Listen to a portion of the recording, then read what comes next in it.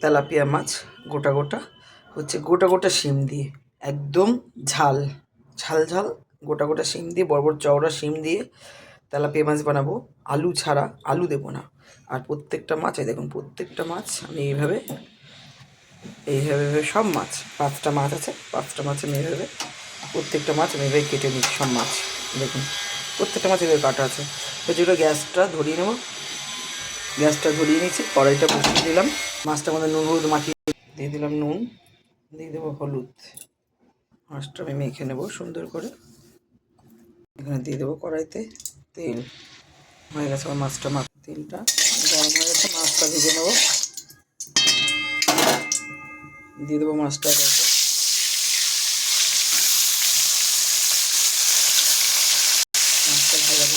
আর এখানে একদম original tilapia, কালো যে তেলাপিয়াগুলো একদম জ্যান্ত ছিল মাছটা, এত অরিজিনাল। মাছটা আমি উল্টে দেবো একে একে, একদম জ্যান্ত মাছ, যেহেতু একটু এরকম হবেই।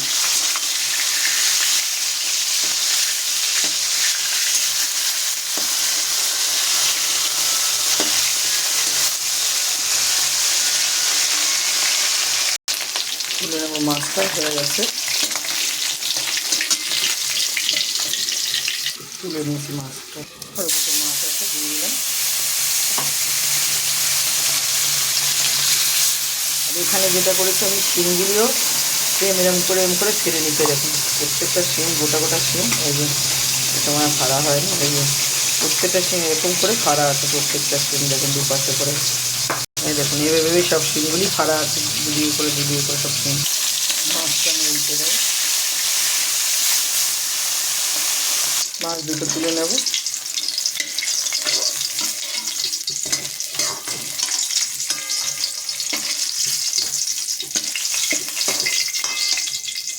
দিয়ে দেবো এর মধ্যে আরেক অল্প তেল। এই মাছটার এটার মধ্যে দিয়ে দেবো 5 ফোড়ন, 5 ফোড়ন দিয়ে দেবো, 5 ফোড়নটা ভাজা ভাজা হবে। সম্পূর্ণ একটা আলাদা, তেলাপিয়া মাছ আগে দেখেছি, এটা আলাদাভাবে ভিন্ন ধরনের রান্না। দিয়ে দেবো শিমগুলি,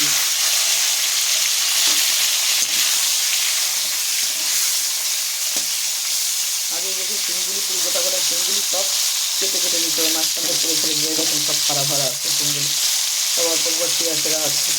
শিমগুলিকে আমি বেশি ভাজবো না, খালি একটু তেলে দিলাম, মানে একটা গন্ধ, একটা কাঁচা গন্ধ তো এটা চলে যায়, এই শিমটাকে আমি ভাজবো না বেশি।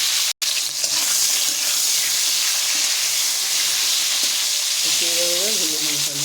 এবার আমি দিয়ে দেবো, এটা হচ্ছে জিরে, আদা আর ধনে পাতা আর 2টো কাঁচা লঙ্কা,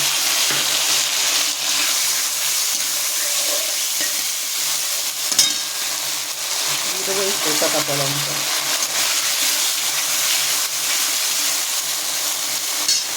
দিয়ে দেবো টমেটো,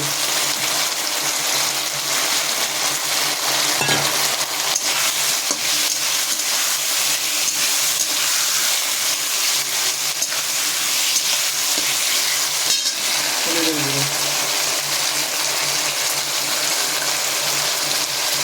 স্বাদ মতো নুন, যেটা বেশি ঝোল হবে না, একদম গামাখা হবে।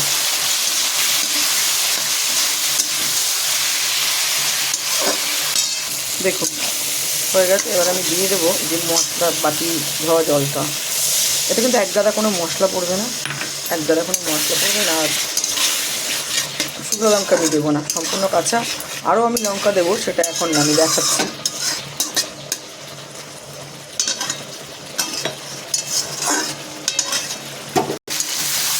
দেখুন ঠিক আছে। এবার আমি দিয়ে দেবো আরও কটা কাঁচা লঙ্কা দিয়ে, এবার দিয়ে দেবো জলটা, যেহেতু তেলটা বেরিয়ে গেছে। এখানে বেশি ঝোল হবে না,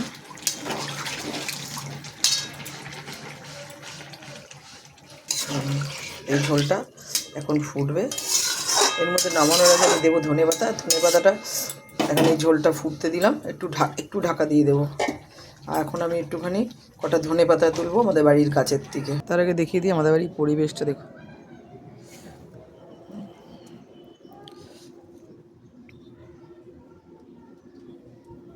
দেখুন পুরো চারিদিকে সবুজ আর সবুজ, সবুজ আর সবুজ। এই যে চারিদিকে সবুজ আর সবুজ সব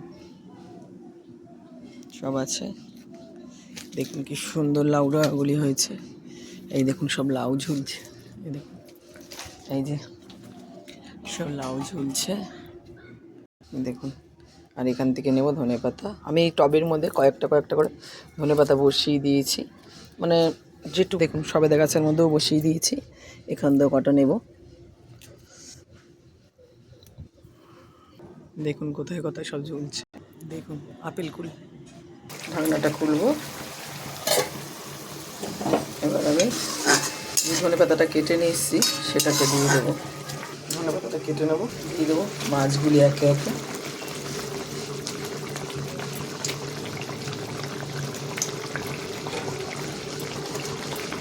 প্রত্যেকটা মাছ দিয়ে এইভাবে উল্টিয়ে দেবেন। দিয়েই এই যে আমি কেটেছি এইভাবে, এটা আমাদের মশলাগুলো খুব সুন্দর ঢুকে যাবে। এবার শিমগুলিকে একটু উপরে তুলে দেবেন আস্তে আস্তে, মাছগুলি যাতে।